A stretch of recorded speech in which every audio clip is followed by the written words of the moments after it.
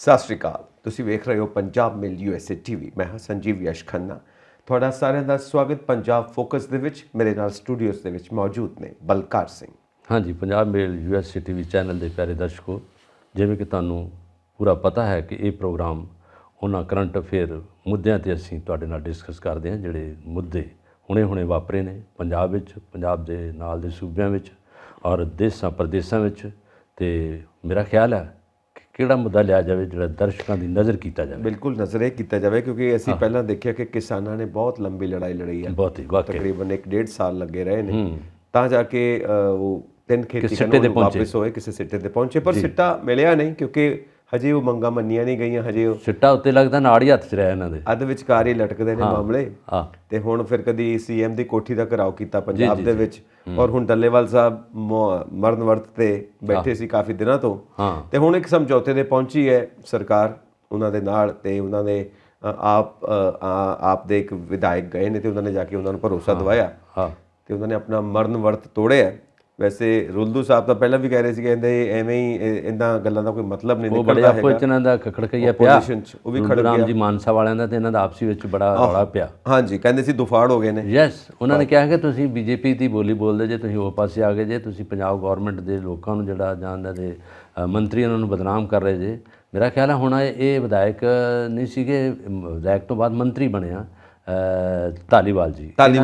ਰਾਤ ਇਹਨਾਂ ਨੇ ਬਹਿ ਕੇ ਗੱਲ ਕੀਤੀ ਹੈ ਤੇ ਡੱਲੇਵਾਲ ਸਾਹਿਬ ਨੇ ਆਪਣਾ ਮਰਨ ਵਰਤ ਤੋੜਿਆ।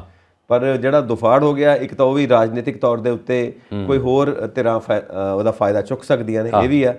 ਪਰ ਨਾਲ ਜਿਹੜੀਆਂ ਇਹ ਵਿਸ਼ਵਾਸ ਵਿੱਚ ਲਿੱਤਾ ਗਿਆ ਕਿ ਅਸੀਂ ਤੁਹਾਡੀਆਂ ਮੰਗਾਂ ਮੰਨਾਂਗੇ, ਕਿਸੇ ਸਮਝੌਤੇ ਦੀ ਸਰਕਾਰ ਨਾਲ ਪਹੁੰਚੀਆਂ ਨੇ ਸੰਯੁਕਤ ਕਿਸਾਨ ਜਥੇਬੰਦੀਆਂ, ਤਾਂ ਦੇਖੋ ਚੰਗਾ ਨਤੀਜਾ ਨਿਕਲਦਾ। ਰਾਕੇਸ਼ ਟਕੈਤ ਸਾਹਿਬ ਵੀ ਫੇਰੀ ਪਾ ਗਏ ਸੀ, ਮਿਲ ਕੇ ਗਏ ਨੇ ਉਹਨਾਂ ਨੂੰ।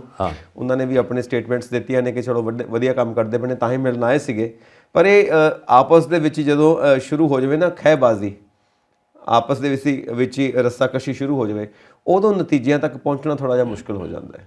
ਵਾਕਈ ਤੁਸੀਂ ਜਿੱਦਾਂ ਗੱਲ ਕੀਤੀ ਹੈ ਕਿ 1.5 ਸਾਲ ਦਿੱਲੀ ਦੀਆਂ ਸੜਕਾਂ 'ਤੇ ਵਿਚਾਰੇ ਪੁੰਜੇ ਸੌਂਦੇ ਰਹੇ, ਖਾਣ ਪੀਣ ਲਈ ਕੁਛ ਨਹੀਂ, ਤੰਬੂ ਲਾ ਕੇ ਫਿਰ ਸਰਦੀ 'ਚ ਵੀ ਠਰੂ ਕਰਦੇ ਰਹੇ। ਹੁਣ ਵੀ ਸਰਦੀ ਸਿਰ 'ਤੇ ਸੀਗਾ ਜਦੋਂ ਇਹਨਾਂ ਨੇ ਫਿਰ ਦੁਬਾਰਾ ਇਹ ਅੰਦੋਲਨ ਸ਼ੁਰੂ ਕੀਤਾ। ਰਾਜ ਭਵਨ ਨੂੰ ਇਹਨਾਂ ਨੇ ਰੋਕਣ ਦੀ ਥੋੜ੍ਹੀ ਕੋਸ਼ਿਸ਼ ਕੀਤੀ ਸੀ ਔਰ ਉਹਦੇ ਵਿੱਚ ਇਹਨਾਂ ਨੇ ਕੱਲ੍ਹ ਇਹਨਾਂ ਨੇ ਉੱਧਰ ਨੂੰ ਵਧਣਾ ਸੀਗਾ 26 ਨਵੰਬਰ ਨੂੰ। ਅਤੇ ਇਹਦੇ ਵਿੱਚ ਰਾਤੋਂ ਰਾਤ ਜਦੋਂ ਸਰਕਾਰ ਨੂੰ ਪਤਾ ਲੱਗਾ ਕਿ ਇਹ ਮਾਮਲਾ ਵਿਗੜ ਰਿਹਾ, 9 ਦਿਨ ਤਾਂ ਹੋ ਗਏ ਸੀ ਉਹਨਾਂ ਨੂੰ, ਔਰ ਉਹਨਾਂ ਦੀ ਸਿਹਤ ਵੀ ਥੋੜ੍ਹੀ ਜਿਹੀ ਵਿਗੜਦੀ ਜਾ ਰਹੀ ਸੀਗੀ ਜਗਜੀਤ ਸਿੰਘ ਡੱਲੇਵਾਲ ਦੀ। ਪਰ ਇਹਨਾਂ ਨੇ ਜਾ ਕੇ ਉਹਨਾਂ ਦੇ ਗਲੇ ਲੱਗ ਕੇ ਆਪਣੇ ਇਹਨਾਂ ਨੇ ਧਾਲੀਵਾਲ ਨੇ ਉਹਨਾਂ ਨੂੰ ਮਨਾਇਆ। ਅਤੇ ਮਨਾਉਣ ਤੋਂ ਬਾਅਦ ਇਹਨਾਂ ਨੇ ਕਿਹਾ ਕਿ ਅਸੀਂ ਥੋੜ੍ਹੇ ਦਿਨਾਂ 'ਚ ਮੀਟਿੰਗ ਰੱਖਾਂਗੇ ਜਿਹਦੇ ਵਿੱਚ CM ਸਾਹਿਬ ਆਉਣਗੇ ਨਾਲ, ਔਰ ਨਾਲ ਮੰਤਰੀ ਮੰਡਲ ਪੂਰਾ ਬੈਠਾ ਹੋਊਗਾ। ਜਿਹੜੀਆਂ ਵੀ ਤੁਹਾਡੀਆਂ ਮੰਗਾਂ ਉਹਨਾਂ ਨੂੰ ਅਸੀਂ ਮੱਦੇ ਨਜ਼ਰ ਰੱਖ ਕੇ ਇਹਨਾਂ ਨੂੰ ਜੋ ਸਾਡੇ ਮੰਨਣਯੋਗ ਅਸੀਂ ਮੰਨਾਂਗੇ, ਬਾਕੀ ਕੇਂਦਰ ਨੂੰ ਮਾਰਫਤ ਕਰਾਂਗੇ, ਭੇਜਾਂਗੇ ਉਹਨਾਂ ਨਾਲ। ਉਹਦੇ ਵਿੱਚ ਮੁੱਦੇ ਬੜੇ ਥੋੜ੍ਹੇ ਜਿਹੇ ਸੰਗੀਨ ਵੀ ਹੈਗੇ ਆ, ਜਿਹਦੇ ਵਿੱਚ ਇਹਨਾਂ ਨੇ ਕਿਹਾ ਕਿ ਜਿਹੜੇ ਮਰ ਗਏ ਆ, ਜਿਹੜੇ ਵਿਚਾਰੇ ਉਹ ਅੰਦੋਲਨ 'ਚ ਸ਼ਹੀਦ ਹੋ ਗਏ ਆ, ਉਹਨਾਂ ਦੇ ਬੱਚਿਆਂ ਨੂੰ ਨੌਕਰੀ ਦਿੱਤੀ ਜਾਵੇ। 2 ਨੰਬਰ 'ਤੇ MSP ਜਿਹੜੀ ਪੈਸੇ ਮਿਲਣੇ ਆ ਸਾਨੂੰ ਗੰਨੇ ਦੇ, ਉਹਦਾ ਰੇਟ ਵਧਾਇਆ, ਉਹਦਾ ਕੋਈ ਪੈਸਾ ਨਹੀਂ ਦਿੱਤਾ। ਬਾਕੀ ਮੂੰਗੀ ਦੀ ਜਿਹੜੀ ਦਾਲ ਸੀ ਉਹਦਾ ਜਿਹੜਾ ਰੇਟ ਸੀਗਾ ਉਹਦੇ ਪੈਸੇ ਸਾਨੂੰ ਜਿਹੜੇ ਤੁਸੀਂ ਕਹੇ ਉਹ ਪੂਰੇ ਨਹੀਂ ਮਿਲ ਰਹੇ। ਨੰਬਰ 3 'ਤੇ ਇਹਨਾਂ ਨੇ ਕਿਹਾ ਕਿ ਜਿਹੜੀ ਪਰਾਲੀ ਸਾੜਨ ਦੇ ਕੇਸ ਦਰਜ ਕੀਤੇ ਗਏ ਸੀਗੇ, ਰੈੱਡ ਐਂਟਰੀ ਹੋਈਆਂ ਸੀ ਕਿਸਾਨਾਂ ਦੀਆਂ, ਉਹਨਾਂ ਨੂੰ ਖਾਲੀ ਕੀਤਾ ਜਾਵੇ ਔਰ ਉਹਨਾਂ ਦੇ ਜਿਹੜੇ ਕੇਸ ਦਾਇਰ ਕੀਤੇ ਸੀ ਉਹ ਕੈਂਸਲ ਕੀਤੇ ਜਾਣ। ਔਰ ਇਹਨਾਂ ਨੇ ਉਦੋਂ ਤਾਂ ਲਿਆ ਮਨ, ਮੁੜ ਕੇ ਇਹਨਾਂ ਨੇ ਉਹਨਾਂ ਨੂੰ ਗੱਲ 'ਤੇ ਆਏ ਨਹੀਂ। ਉਹ ਵਿਚਾਰਿਆਂ ਨੂੰ ਲਾਰਾ ਲਾ ਕੇ ਅਤੇ ਉਹ ਫਿਰ ਵਿਚਾਰੇ ਵੇਂਦੇ ਰਹੇ ਕਿਸਾਨ। ਫਿਰ ਉਹਨਾਂ ਨੇ ਅੰਦੋਲਨ ਜਿੱਦਾਂ ਕਰਨਾ ਹੁੰਦਾ, ਸਾਰੀਆਂ ਉਹਨਾਂ ਨੇ ਆਵਾਜਾਈ ਬੰਦ ਕਰਤੀਆਂ, ਟ੍ਰੇਨਾਂ ਬੰਦ ਕਰਤੀਆਂ, ਸੜਕਾਂ ਬੰਦ ਕਰਤੀਆਂ। ਲੋਕ ਵੀ ਬੜੇ ਤੰਗ ਹੋਏ, ਪਰ ਲੋਕਾਂ ਦੀ ਸਹੂਲਤ ਲਈ ਇਹਨਾਂ ਨੇ ਰਾਹਤ ਦੇ ਦਿੱਤੇ, ਜਿਹਦੇ ਵਿੱਚ ਇਹਨਾਂ ਨੇ ਟੂਲ ਪਲਾਜ਼ਾ ਜਿਹੜੇ ਸੀ ਉਹ ਤਕਰੀਬਨ ਬੰਦ ਕਰਤੇ। ਉਹ ਲੋਕਾਂ ਨੇ ਮਜ਼ੇ ਲਏ, ਗੱਡੀਆਂ ਜਾਂਦੀਆਂ ਰਹੀਆਂ ਮਾਲਵੇ ਦੇ ਸਾਰੇ ਖੇਤਰਾਂ 'ਚ, ਮਾਝੇ 'ਚ ਵੀ ਆਉਂਦੀਆਂ ਰਹੀਆਂ। ਉਹ ਲੋਕਾਂ ਨੂੰ ਫਾਇਦਾ ਹੋ ਜਾਂਦਾ। ਲੋਕਾਂ ਨੂੰ ਦੂਜਾ ਇਹਦਾ ਨੁਕਸਾਨ ਇਹ ਹੁੰਦਾ ਕਿ ਇਹਦੇ ਵਿੱਚ ਜਿਹੜੇ ਐਮਰਜੈਂਸੀ 'ਚ ਲੋਕ ਜਾ ਰਹੇ ਆ, ਬੱਚੇ ਪੜ੍ਹਨ ਜਾ ਰਹੇ ਆ, ਕੋਈ ਵਿਚਾਰੇ ਇਲਾਜ ਕਰਾਉਣ ਜਾ ਰਹੇ ਆ, ਕੋਈ ਕਈਆਂ ਦੇ ਵਿਆਹ ਵਾ, ਕਈਆਂ ਕੁੜੀਆਂ ਨੂੰ ਜਾਣਾ ਸਹੁਰੇ, ਉਹ ਚੀਜ਼ਾਂ ਜਿਹੜੀਆਂ ਲੋਕਾਂ ਦੀ ਰੋਜ਼ਮਰਰਾ ਦੀ ਸਹੂਲਤਾਂ ਨੇ ਉਹ ਇੱਕਦਮ ਨੁਕਰੇ ਲੱਗ ਗਈਆਂ ਸੀ। ਪਰ ਇਹ ਗੱਲ ਵਧੀਆ ਰਹੀ ਕਿ ਹੁਣ ਇਹਨਾਂ ਨੇ ਮੰਨਣ ਦੀ ਗੱਲ ਉਹਨਾਂ ਦੀ, ਤਾਂ ਔਰ ਇਹਦੇ ਵਿੱਚ ਆਪ ਪਾਰਟੀ ਇਸ ਗੱਲ ਲਈ ਬਿਲਕੁਲ ਮੰਨ ਚੁੱਕੀ ਆ ਕਿ ਅਸੀਂ ਤੁਹਾਡੀਆਂ ਸਾਰੀਆਂ ਮੰਗਾਂ ਪ੍ਰਵਾਨ ਕਰ ਲਈਆਂ ਅਤੇ ਸੈਂਟਰ ਨਾਲ ਅਸੀਂ ਗੱਲ ਕਰਾਂਗੇ ਕਿ ਸੈਂਟਰ ਕੀ ਕਰਦਾ। ਪਰ ਸੈਂਟਰ ਨੇ ਫਿਰ ਗੂੰਗਲਾਂ ਤੋਂ ਮਿੱਟੀ ਝਾੜ ਕੇ ਪਾਸੇ ਕਰ ਦੇਣੀ ਆ। ਕਿਸਾਨਾਂ ਨੂੰ ਮੈਨੂੰ ਲੱਗਦਾ ਦੂਜੀ ਵਾਰੀ ਫਿਰ ਉੱਠਣਾ ਪਊਗਾ, ਫਿਰ ਜਾ ਕੇ ਮੰਗਾਂ ਪ੍ਰਵਾਨ ਹੋਣਗੀਆਂ। ਜਿਹੜੀਆਂ ਇਹਨਾਂ ਨੇ ਕਿਹਾ ਕਿ ਕੇਂਦਰ ਨੇ ਵੀ ਜਿਹੜੀਆਂ ਮੰਗਾਂ ਮੰਨ ਲਈਆਂ, ਉਹਨਾਂ ਨੇ ਲੀਗਲੀ ਤੌਰ 'ਤੇ ਅਪਰੂਵ ਨਹੀਂ ਕੀਤਾ, ਉਹਨਾਂ ਨੂੰ ਉਸੇ ਤਰ੍ਹਾਂ ਪ੍ਰਚਲਿਤ ਨਹੀਂ ਕੀਤਾ, ਜਿਹਦੇ ਵਿੱਚ MSP ਦੀ ਕਮੇਟੀ ਬਣਾਉਣੀ ਸੀ, ਜਿਹਦੇ ਵਿੱਚ ਰਾਵਤ ਸੀਗੇ, ਨਰਿੰਦਰ ਰਾਵਤ ਜੀ ਐਗਰੀਕਲਚਰ ਮਿਨਿਸਟਰ ਸੀਗੇ, ਪੀਯੂਸ਼ ਗੋਇਲ ਸੀ ਮਿਨਿਸਟਰ ਸੀਗੇ, ਔਰ ਇਹ 3 ਮਿਨਿਸਟਰ ਸੀਗੇ। ਇਹਦੇ ਵਿੱਚ ਚੌਥਾ ਇਹਨਾਂ ਨੇ ਰਿਪਰੈਜ਼ੈਂਟੇਟਿਵ ਲੈਣਾ ਸੀਗਾ ਇਹਨਾਂ ਦੇ ਕਿਸਾਨਾਂ ਦਾ। ਇਹਨਾਂ ਨਾ ਤਾਂ ਕਿਸਾਨਾਂ ਨੂੰ ਪੁੱਛਿਆ ਅਤੇ ਉਹ ਕਮੇਟੀ ਕੈਂਸਲ ਕਰ ਦਿੱਤੀ। MSP ਉੱਥੇ ਦੀ ਉੱਥੇ ਰੁਲ ਗਈ। ਸਾਰਾ ਕੁਛ ਹੈਗਾ ਜਿਹੜਾ ਘੱਟੋ ਘੱਟ ਸਮਰਥਨ ਮੁੱਲ ਅਜੇ ਕਿਸਾਨਾਂ ਨੂੰ ਮਿਲਿਆ ਹੀ ਨਹੀਂ ਕਿਸੇ ਫਸਲ ਦਾ, ਅਤੇ ਕੀ ਵਿਚਾਰੇ ਬੀਜਣਗੇ ਅਤੇ ਕੀ ਖਾਣਗੇ। ਔਰ ਉਦੋਂ ਬਾਅਦ ਇਸ ਵੇਲੇ ਜਿਹੜੀ ਫਸਲ ਹੈਗੀ ਆ ਝੋਨੇ ਦੀ ਕੱਟੀ ਗਈ ਆ, ਉਹਦੇ ਵਿੱਚ ਵੀ 2-3 ਦਿਨ ਲਈ ਇਹਨਾਂ ਨੇ ਕਿਹਾ ਸੀ ਕਿ ਇਹਨਾਂ ਨੂੰ ਹੋਰ ਵਧਾ ਦਿਓ ਜਦੋਂ ਖਰੀਦ ਫਰੋਖਤ ਹੋ ਰਹੀ ਹੈ ਮੰਡੀਆਂ 'ਚ। ਉਹਦੇ 'ਚ ਆੜ੍ਹਤੀਏ ਨਾ ਨਹੀਂ ਸੀ ਧਰਦੇ, ਉਹ ਜਦੋਂ ਵਿਚਾਰਿਆਂ ਦੀ ਟਰਾਲੀਆਂ ਜਾਂਦੀਆਂ ਨੇ ਜੀ ਖਰੀਦੋ ਫਰੋਖਤ ਬੰਦ ਹੋ ਗਈ ਆ। ਹੁਣ ਇਸ ਵੇਲੇ ਗੌਰਮੈਂਟ ਨੇ ਆਪ ਉਹਨੂੰ 3 ਦਿਨ ਹੋਰ ਅੱਗੇ ਦੇ ਦਿੱਤੇ ਆ। ਹੁਣ ਇਹਨਾਂ ਦਾ ਜਿਹੜਾ ਬਚਿਆ ਜਿਹੜਾ ਰਹਿੰਦਾ ਝੋਨਾ ਵਾ ਦੁਬਾਰਾ ਮੰਡੀਆਂ 'ਚ ਆਊਗਾ, ਉਹਦੀ ਦੁਬਾਰਾ ਬੋਲੀ ਹੋਊਗੀ, ਦੁਬਾਰਾ ਜਿਹੜਾ ਬਚਿਆ ਖੁਚਿਆ ਝੋਨਾ ਦੁਬਾਰਾ ਵੇਚਿਆ ਜਾਊਗਾ। ਇਹ ਗੱਲਾਂ ਸਾਰੀਆਂ ਪਾ ਲਾ ਕੇ ਇਸ ਵੇਲੇ ਭਾਰ ਹੌਲਾ ਹੋ ਗਿਆ ਇਹਨਾਂ ਦਾ, ਥੋੜ੍ਹਾ ਬਹੁਤ ਚੰਗਾ ਹੋ ਗਿਆ ਕਿ ਇਹਨਾਂ ਨੇ ਆਪਣੀਆਂ ਗੱਲਾਂ ਮਨਵਾ ਲਈਆਂ ਰੌਲਾ ਪਾ ਕੇ, ਜਾਂ ਉਹਨਾਂ ਦੇ ਕੰਨਾਂ 'ਤੇ ਸਾਰੀਆਂ ਚੀਜ਼ਾਂ ਦੱਸ ਕੇ, ਜਾਂ ਉਹਨਾਂ ਮੰਤਰੀਆਂ ਨੂੰ ਉਹਨਾਂ ਨੇ ਆਪ ਬੁਲਾਇਆ ਜਾਂ ਮੰਤਰੀ ਆਪ ਖੁਦ ਆਏ ਆ। ਜਿਸ ਤਰੀਕੇ ਨਾਲ ਵੀ ਆਏ ਆ ਵਧੀਆ ਗੱਲ ਹੋ ਗਈ ਆ, ਕਿਉਂਕਿ ਇਸ ਵੇਲੇ ਜਿਹੜਾ ਰੌਲਾ ਰੱਪਾ ਪੰਜਾਬ ਸੀ ਸ਼ਾਂਤੀ ਬਹਾਲ ਹੋ ਗਈ। ਇਸੇ ਤਰ੍ਹਾਂ ਸ਼ਾਂਤੀ ਬਹਾਲ ਹੋ ਗਈ, ਪਰ ਸ਼ਾਂਤੀ ਉਦੋਂ ਤੱਕ ਬਹਾਲ ਨਹੀਂ ਹੋ ਸਕਦੀ ਜਦੋਂ ਤੱਕ ਵਾਕਈ ਹੀ ਕਿਸਾਨਾਂ ਦੀ ਹਾਲਤ ਨਾ ਸੁਧਰੇ। ਸਹੀ, ਇਹ ਤਾਂ ਮੈਂ ਇਹੀ ਕਿਹਾ, ਜਿਹੜੀ ਇਕਨੋਮਿਕਲੀ ਹਾਲਤ ਉਹਨਾਂ ਦੀ ਉਹ ਸੁਧਾਰਨੀ ਚਾਹੀਦੀ ਹੈ, ਤਾਂ ਕਿ ਸੁਸਾਈਡ ਜਿਹੜੇ ਹੁੰਦੇ ਆ ਉਹਨਾਂ ਦਾ ਕੀ ਮੁਆਵਜ਼ਾ ਦੇਣਾ। ਇਹਨਾਂ ਨੇ ਕਦੀ ਕੁਝ ਦਿੱਤਾ ਨਹੀਂ, ਉਹਨਾਂ ਕੁਝ ਵੀ ਨਹੀਂ ਹੈ। ਪਹਿਲਾਂ ਸੁਸਾਈਡ ਕਰੇ ਕਿਉਂ ਕੋਈ? ਕਿਉਂਕਿ ਤੁਸੀਂ ਇੱਦਾਂ ਦੇ ਹਾਲਾਤ ਪੈਦਾ ਕੀਤੇ ਨੇ। ਮਤਲਬ ਮੈਨੂੰ ਇੱਕ ਗੱਲ ਸਮਝ ਨਹੀਂ ਆਉਂਦੀ ਕਿ ਪ੍ਰੋਬਲਮ ਕਿੱਥੇ ਹੈ। ਸਿੱਧਾ ਸਾਦਾ ਸੋਲਿਊਸ਼ਨ ਹੈ ਕਿ ਜੋ ਜਿਹਦਾ ਹੱਕ ਬਣਦਾ ਉਹਨੂੰ ਦੇ ਦਿਓ। ਉਹ ਕਿਸੇ ਨੂੰ ਉਹਦਾ ਹੱਕ ਦੇਣ 'ਚ ਕਿਉਂ ਰੇੜਕਾ ਪਾ ਕੇ ਰੱਖਣਾ, ਕਿਉਂ ਗਿੱਲਾ ਫੀਣ ਪਾਈ ਰੱਖਣਾ? ਜੋ ਉਹਨਾਂ ਦਾ ਇਹ ਤਾਂ ਨਹੀਂ ਨਾ ਕਿ ਪੈਸਾ ਨਹੀਂ ਹੈਗਾ, ਪੈਸਾ ਹੈ। ਜਦੋਂ ਵੱਡੇ ਵੱਡੇ ਕਾਰਪੋਰੇਟ ਹਾਊਸਿਸ ਦੇ ਤੁਸੀਂ ਕਰੋੜਾਂ ਰੁਪਈਏ ਦੇ ਲੋਨ ਮਾਫ ਕਰ ਦਿੰਦੇ ਹੋ, ਉਦੋਂ ਪੈਸਾ ਹੁੰਦਾ, ਉਦੋਂ ਇਕਨੋਮੀ ਨੂੰ ਕੋਈ ਖਤਰਾ ਨਹੀਂ ਹੈ। ਜਦੋਂ ਕਿਸਾਨਾਂ ਦੀ ਵਾਰੀ ਆਉਂਦੀ ਹੈ ਉਦੋਂ ਇਕਨੋਮੀ ਨੂੰ ਖਤਰਾ ਹੋ ਜਾਂਦਾ। ਉਦੋਂ ਤੁਸੀਂ ਕਹਿੰਦੇ ਹੋ ਕਿ ਸਾਡੇ ਕੋਲ ਪੈਸਾ ਨਹੀਂ ਹੈਗਾ। ਰੀਜ਼ਨ ਉਹ ਕਾਰਪੋਰੇਟ ਕੀ ਲੱਗਦੇ ਨੇ ਸਾਡੇ, ਜਿਹੜੇ ਸਾਡੇ ਕਿਸਾਨ ਨਹੀਂ ਲੱਗਦੇ। ਮਤਲਬ ਹਰੇਕ ਦਾ ਜਿਹਦਾ ਹੱਕ ਬਣਦਾ ਉਹ ਦਿਓ ਨਾ। ਇੱਕ ਬੰਦੇ ਨੂੰ ਤੁਸੀਂ ਆਊਟ ਆਫ ਦਾ ਵੇ ਜਾ ਕੇ ਫਾਇਦਾ ਦੇਈ ਜਾਓ, ਤੇ ਜਿਹਦਾ ਹੱਕ ਬਣਦਾ ਹੈ ਉਹ ਵੀ ਨਾ ਉਹਨੂੰ ਦਿਓ, ਤਾਂ ਫਿਰ ਇਹ ਗੱਲ ਰਿੜਕਦੀ, ਇਹ ਗੱਲ ਚੁੱਭਦੀ ਹੈ, ਰੜਕਦੀ ਹੈ ਕਿਤੇ ਨਾ ਕਿਤੇ ਜਾ ਕੇ। ਤੁਹਾਡੀ ਗੱਲ ਬਿਲਕੁਲ ਸਹੀ ਹੈ। ਜੇ ਅਸੀਂ ਪਿਛਲੇ ਝਾਤ ਮਾਰੀਏ, ਜਦੋਂ ਪੁਰਾਣੀਆਂ ਸਰਕਾਰਾਂ ਸੀ, ਅੱਜ ਤੋਂ 20 ਸਾਲ 25 ਸਾਲ ਪਿੱਛੇ ਚੱਲ ਜਾਓ, ਕਦੀ ਐਜੀਟੇਸ਼ਨ ਕਿਸਾਨਾਂ ਦੀ ਨਹੀਂ ਸੀ ਹੋਈ, ਕਦੀ ਰੌਲਾ ਨਹੀਂ ਸੀ ਪਿਆ, ਖਾਸ ਕਰਕੇ ਪੰਜਾਬ ਦੇ ਕਿਸਾਨਾਂ ਦਾ। ਪ੍ਰਤਾਪ ਸਿੰਘ ਕੈਰੋਂ ਦਾ ਰਾਜ ਰਿਹਾ ਵਾ, ਕਦੀ ਕਿਸਾਨ ਇੰਨੇ ਦੁਖੀ ਨਹੀਂ ਸੀ ਹੋਈ। ਹਾਲਾਂਕਿ ਉਦੋਂ ਅਜੇ ਝਾੜ ਵੀ ਇੰਨਾ ਨਹੀਂ ਸੀਗਾ, ਜਿਹੜੀਆਂ ਫਸਲਾਂ ਸੀਗੀਆਂ ਉਹਨਾਂ ਦਾ ਝਾੜ ਇੰਨਾ ਨਰੋਆ ਨਹੀਂ ਸੀਗਾ। ਉਦੋਂ ਵਡਾਣਕ ਕਣਕਾਂ ਹੁੰਦੀਆਂ ਸੀ, ਬਾਸਮਤੀ ਦਾ ਝਾੜ ਵੀ ਇੰਨਾ ਜ਼ਿਆਦਾ ਨਹੀਂ ਸੀ ਹੁੰਦਾ, ਸੂਰਜਮੁਖੀ ਬੀਜਦੇ ਨਹੀਂ ਸੀਗੇ, ਦਾਲਾਂ ਹੁੰਦੀਆਂ ਸੀ ਜ਼ਰੂਰ, ਪਰ ਕਦੀ ਮੰਡੀਕਰਨ 'ਚ, ਕਦੀ ਕਿਤੇ ਆੜ੍ਹਤੀਏ ਨੇ, ਕਦੀ ਕਿਸੇ ਦੂਜੇ ਇਹਨਾਂ ਦੀ ਬੋਲੀ ਹੋਣ 'ਤੇ ਰੌਲਾ ਨਹੀਂ ਸੀ ਪਿਆ। ਪਿੱਛੇ ਕਦੀ ਵੀ ਝਾਤ ਮਾਰ ਕੇ ਵੇਖ ਲਓ, ਜੇ ਉਦੋਂ ਉਹਨਾਂ ਨੂੰ ਬਾਰਦਾਨਾ ਜਾਂ ਬੋਰੀਆਂ ਉਹਨਾਂ ਨੂੰ ਮੁਹੱਈਆ ਹੁੰਦੀਆਂ ਸੀ, ਬਾਕਾਇਦਾ ਤਰੀਕੇ ਨਾਲ ਹੁੰਦੀਆਂ ਸੀਗੀਆਂ। ਨਾ ਉਦੋਂ ਟਰੈਕਟਰ ਨਾ ਟਰਾਲੀਆਂ ਇੰਨੇ ਜ਼ਿਆਦਾ ਹੁੰਦੇ ਸੀ, ਆਵਾਜਾਈ ਦੇ ਸਾਧਨ ਹੀ ਇੰਨੇ ਬਹੁਤ ਘੱਟ ਹੁੰਦੇ ਸੀ, ਪਰ ਕਿਸਾਨਾਂ ਨੇ ਉਦੋਂ ਕੋਈ ਇਸ ਤਰ੍ਹਾਂ ਦਾ ਰੌਲਾ ਨਹੀਂ ਪਾਇਆ। ਇਹ ਹੋਣ ਵਾਲੀਆਂ ਸਰਕਾਰਾਂ ਕਿਉਂ ਨਹੀਂ ਸੁਣ ਰਹੀਆਂ ਕਿਸਾਨਾਂ ਦੀ? ਕਿ ਉਹੀ ਕਿਸਾਨ ਪੰਜਾਬ ਦੇ ਆ, ਉਹੀ ਆ, ਉਨੀ ਖੇਤੀਬਾੜੀ ਹੈ, ਉਨੇ ਹੈਕਟਰ 'ਚ ਸਾਡਾ ਪੈਦਾ ਹੋ ਰਹੀ ਹੈ। ਜੇ ਝੋਨਾ ਉਨੇ ਹੈਕਟਰ 'ਚ ਹੋਗਾ। ਜੇ ਹੈਕਟਰ ਇੱਕ ਹੈਗਾ, ਇਹ ਜਿਹਦੇ ਵਿੱਚ ਅਸੀਂ ਝੋਨਾ ਬੀਜ ਰਹੇ ਹਾਂ, 2.5 ਕਿੱਲਿਆਂ ਦਾ ਇੱਕ ਹੁੰਦਾ, ਉਹਦੇ ਵਿੱਚ ਜਿੰਨੇ ਕਿੱਲਿਆਂ ਦਾ ਝੋਨਾ ਬੀਜ ਰਿਹਾ ਉਹਨੂੰ ਪਤਾ ਹਰ ਕਿਸਾਨ ਨੂੰ ਕਿ ਮੇਰੀ ਝਾੜ ਇੰਨਾ ਹੋਣਾ, ਮੇਰਾ ਝੋਨਾ ਐਤਕੀ ਇੰਨਾ ਹੋਊਗਾ, ਮੇਰੀ ਕਣਕ ਇੰਨੀ ਹੋਊਗੀ, ਉਹਦੇ 'ਚ ਤੂੜੀ ਕਿੰਨੀ ਨਿਕਲਣੀ ਹੈ। ਹੁਣ ਪਰਾਲੀ ਦਾ ਟੈਂਟਾ ਹੀ ਨਹੀਂ ਮੁੱਕਿਆ ਅਜੇ ਤੱਕ। ਉਦੋਂ ਵੀ ਪਰਾਲੀ ਹੁੰਦੀ ਸੀ, ਉਦੋਂ ਪਰਾਲੀ ਕਿੱਥੇ ਜਾਂਦੀ ਸੀ? ਉਦੋਂ ਵਿਹੜ ਵੱਟ ਲੈਂਦੇ, ਪਸ਼ੂਆਂ ਨੂੰ ਪਾਉਂਦੇ ਸੀਗੇ, ਸਾਰਾ ਕੁਝ ਕਰਦੇ ਸੀ। ਜਿਹੜੇ ਵਾਧੂ ਰੁੱਖ ਸੀਗੇ ਉਹਨਾਂ ਦੇ ਤਣਿਆਂ ਦੇ ਨਾਲ ਉੱਤੇ ਜਿੱਥੇ ਦਫਾੜ ਹੁੰਦੀ ਉਹਦੇ ਵਿੱਚ ਪਰਾਲੀ ਪਾ ਦਿੰਦੇ ਸੀਗੇ, ਗਾਏ ਬਗਾਏ ਉਹਨੂੰ ਵਰਤਦੇ ਰਹਿੰਦੇ ਸੀ। ਹੁਣ ਉਹ ਸਾਰਾ ਚੀਜ਼ਾਂ ਦੂਜੇ ਪਾਸੇ ਚਲ ਗਈਆਂ। ਨਾ ਤਾਂ ਪਰਾਲੀ ਸੰਭਾਲਣ 'ਚ ਯੋਗਦਾਨ ਰਿਹਾ ਗੌਰਮੈਂਟ ਦਾ, ਨਾ ਸੈਂਟਰ ਦਾ, ਨਾ ਇੱਧਰ ਦਾ, ਨਾ ਕਿਸੇ ਨੇ ਵੀ ਨਹੀਂ ਇਹਨਾਂ ਦਾ ਪੱਲਾ ਪੜਿਆ। ਵੱਡੇ ਵੱਡੇ ਲੋਕ ਬੈਠੇ ਨੇ, ਵੱਡੇ ਆਦਮੀ ਨੇ, ਵੱਡੀਆਂ ਗੱਲਾਂ ਕਰਦੇ ਨੇ, ਉਹਨਾਂ ਨੂੰ ਸਭ ਕੁਝ ਚਾਹੀਦਾ। ਦੇਸ਼ ਦਾ ਸਾਰਾ ਪੈਸਾ ਚਾਹੀਦਾ ਹੈ, ਦੇਸ਼ ਦੀ ਸਾਰੀ ਜ਼ਮੀਨ ਚਾਹੀਦੀ ਹੈ। ਜੋ ਕਿਸਾਨ ਮਿਹਨਤ ਕਰਦੇ ਨੇ ਉਹ ਨਹੀਂ ਉਹਨਾਂ ਨੇ ਕਰਨਾ, ਜੋ ਜਵਾਨ ਆਪਣੀ ਜਾਨ ਦਿੰਦੇ ਨੇ ਸਰਹੱਦ ਤੇ ਉਹ ਨਹੀਂ ਉਹਨਾਂ ਨੇ ਕਰਨਾ। ਸਹੀ ਗੱਲ। ਪਰ ਦੇਸ਼ ਦਾ ਸਾਰਾ ਪੈਸਾ ਚਾਹੀਦਾ ਹੈ, ਦੇਸ਼ ਦੀ ਸਾਰੀ ਜ਼ਮੀਨ ਚਾਹੀਦੀ ਹੈ, ਦੇਸ਼ ਦੇ ਉੱਤੇ ਪੂਰਾ ਕਬਜ਼ਾ ਚਾਹੀਦਾ ਹੈ। ਮਤਲਬ ਇਹ ਕਿੱਦਾਂ ਦੀ ਸੋਚ ਹੈ? ਇਹ ਸੋਚ ਸਮਝ ਨਹੀਂ ਆਉਂਦੀ। ਔਰ ਇਹ ਸੋਚ ਗਲਤ ਸੋਚ ਹੈ। ਸਾਰੇ ਹੀ ਦੇਸ਼ ਦੇ ਵਾਸਤੇ ਸਮੱਸਿਆ ਖੜੀ ਕੀਤੀ ਹੋਈ। ਸਭ ਕੁਝ ਲੈ ਲਈਏ, ਸਭ ਕੁਝ ਲੈ ਲਈਏ, ਕੀ ਲੈਣਾ ਦੱਸੋ? ਕਿੰਨਾ ਕੁ ਲੈਣਾ? ਜੇ ਕਿਸਾਨ ਦੁਖੀ ਹੈ ਨਾ, ਕਿਸਾਨ ਜੋ ਅਨਾਜ ਪੈਦਾ ਕਰਦਾ, ਲੋਕਾਂ ਨੂੰ ਅਨਾਜ ਦਿੰਦਾ, ਵੰਡਦਾ, ਜੇ ਉਹ ਦੁਖੀ ਹੈ ਨਾ, ਪੂਰਾ ਹਿੰਦੁਸਤਾਨ ਦੁਖੀ ਹੋਊਗਾ। ਕਿਉਂਕਿ ਇਹਨੇ ਤਾਂ ਸਾਰਿਆਂ ਦੀ ਬਾਂਹ ਫੜਨੀ ਹੈ, ਕਿਸਾਨ ਨੇ ਸਾਰਾ ਕੁਝ ਦੇਣਾ ਤੁਹਾਨੂੰ। ਜਿਹੜੀ ਗੋੜਾ ਜਾਂ ਜਿਹਦੇ ਵਿੱਚ ਤੁਹਾਡੇ ਕੋਲ ਤੇਲ ਆ ਜਾਂ ਤੁਹਾਡੇ ਕੋਲ ਆਟਾ ਆ ਰਿਹਾ ਜਾਂ ਦਾਣੇ ਆ ਰਹੇ ਆ, ਇਹ ਸਰਕਾਰ ਤਾਂ ਨਹੀਂ ਦੇ ਰਹੀ, ਇਹ ਕਿਸਾਨ ਪੈਦਾ ਕਰਦਾ। ਸਰਕਾਰ ਖਰੀਦ ਕੇ ਜੇ ਸਟੋਰ 'ਚ ਲਾ ਲੈਂਦੀ ਆਲੂ ਜਾਂ ਪਿਆਜ਼ ਰੱਖ ਲੈਂਦੀ ਆ, ਉਹ ਜੋ ਕਿਸਾਨ ਕੋਲ ਲਏ ਆ ਜਿਸ ਮੁੱਲ 'ਚ, ਉਹ ਰੇਟ ਤੁਸੀਂ ਜਦੋਂ ਮੰਡੀ 'ਚ ਆਪ ਜਾਓਗੇ ਉਹ 4 ਗੁਣਾ 10 ਗੁਣਾ ਰੇਟ ਵਧਿਆ ਹੋਊਗਾ। ਹਾਲਾਂਕਿ ਪੰਜਾਬ ਦੀ ਧਰਤੀ 'ਚ ਉੱਗੇ ਆ, ਪੰਜਾਬ ਦੀ ਧਰਤੀ 'ਤੇ ਹੀ ਸਾਫ਼ ਹੋਏ ਆ, ਇੱਥੇ ਸਟੋਰ ਕੀਤੇ ਗਏ ਆ, ਪਰ ਇਹ ਇੰਗਲੈਂਡ ਤੋਂ ਤਾਂ ਆਏ ਨਹੀਂ ਗੇ, ਹੈ ਨਾ। ਫਿਰ ਕਹਿੰਦੇ ਇੱਥੇ ਪਿਆਜ਼ ਤਾਂ ਮਹਿੰਗੇ ਜੀ, ਨਾਸਿਕ ਤੋਂ ਆਏ ਆ, ਮਹਾਰਾਸ਼ਟਰ 'ਚੋਂ ਆਏ ਆ, ਇਹ ਕਿੱਥੋਂ ਆਏ? ਹੁਣ ਪੰਜਾਬ ਦੀ ਧਰਤੀ 'ਤੇ ਉੱਗੀਆਂ ਚੀਜ਼ਾਂ ਤੁਹਾਨੂੰ ਉਹੀ ਅਸੀਂ ਬੀਜਦੇ ਹਾਂ, ਉਹੀ ਮੁੜ ਕੇ ਮੁੱਲ ਲੈ ਕੇ ਮਹਿੰਗੀਆਂ ਖਾਂਦੇ ਹਾਂ। ਤੁਸੀਂ ਦੇਖੋ ਜਦੋਂ ਕਿਸਾਨ ਅੰਦੋਲਨ ਚੱਲਦਾ ਪਿਆ ਸੀ ਨਾ, ਉਦੋਂ ਮੀਡੀਆ ਹਾਊਸਿਸ ਜਾ ਕੇ ਉਹਨਾਂ ਦੇ ਰਿਪੋਰਟਰਸ ਜਾ ਕੇ ਪੁੱਛਦੇ ਸੀਗੇ ਪਬਲਿਕ ਦੇ ਵਿੱਚ, ਤੁਸੀਂ ਕੀ ਸੋਚਦੇ ਹੋ, ਤੁਸੀਂ ਕੀ ਸੋਚਦੇ ਹੋ।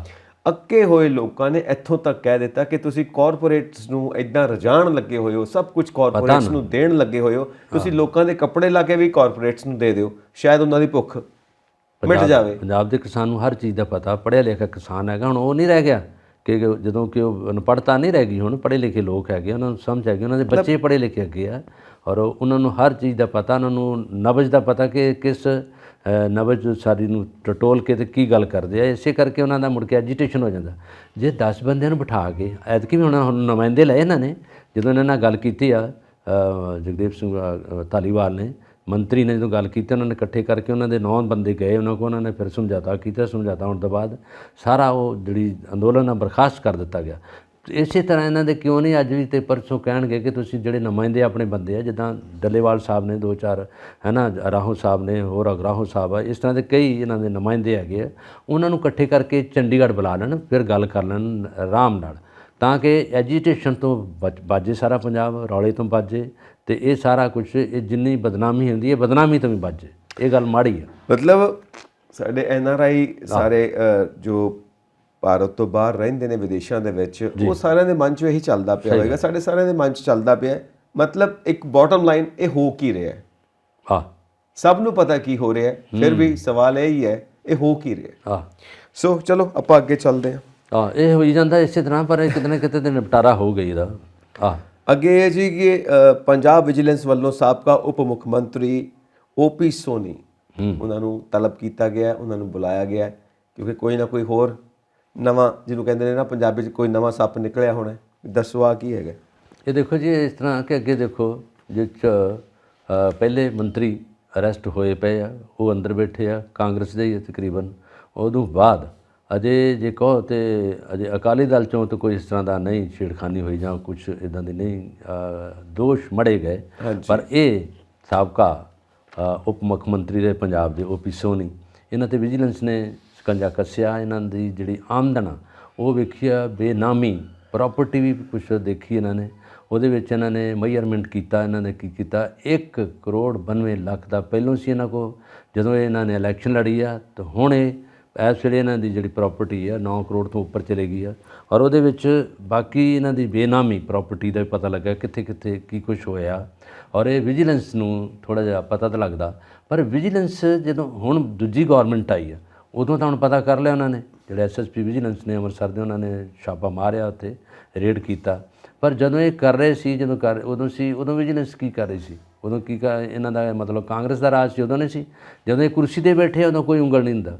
ਜਦੋਂ ਇਹ ਕੁਰਸੀ ਛੱਡ ਕੇ ਥੱਲੇ ਆ ਜਾਂਦੇ, ਉਦੋਂ ਉਂਗਲਾਂ ਹੋ ਜਾਂਦੀਆਂ। ਉਦੋਂ ਸਾਰਾ ਕੁਛ, ਹੁਣ ਸਾਰੇ ਮੰਤਰੀਆਂ 'ਤੇ ਕਤਾਰ ਲਾਈ ਪਈ ਇਹਨਾਂ 'ਤੇ, ਉਹਨਾਂ ਦੇ ਦੋਸ਼ ਮੜੇ ਜਾ ਰਹੇ, ਸਾਰਾ ਕੁਛ ਵਿਜੀਲੈਂਸ ਕੇਸ ਹੋ ਗਿਆ। GD ਉਹਨਾਂ ਨੂੰ ਬੁਲਾ ਰਿਹਾ ਜੀ, ਉਹਨਾਂ ਨੂੰ ਹੁਣ ਗ੍ਰਿਫਤਾਰ ਕਰ ਲੈਣਾ ਜੀ, ਉਹਨਾਂ 'ਤੇ ਸਮਨ ਜਾਰੀ ਹੋ ਗਏ। ਹੁਣ ਤਾਂ ਪਤਾ ਲੱਗ ਰਿਹਾ, ਮੰਨ ਲਓ ਇਹਨਾਂ ਕੀਤਾ ਜੋ ਕੁਛ ਹੋਊਗਾ, ਪਰ ਉਦੋਂ ਵਿਜੀਲੈਂਸ ਸੁੱਤੀ ਸੀ ਜਾਂ ਇਹਨਾਂ ਨੂੰ ਕੁਛ ਨਹੀਂ ਸੀ ਪਤਾ ਕੀ ਕਰਨਾ ਹੈਗਾ। ਅੱਜ ਤਾਂ ਪਤਾ ਲੱਗ ਗਿਆ ਵੀ OP ਸੋਨੀ ਸਾਰਾ ਕੁਛ ਕਰ ਗਿਆ, ਇੰਨਾ ਹੜੱਪਾ ਮਾਰ ਗਿਆ, ਇੰਨਾ ਪੈਸਾ ਲੈ ਲਿਆ।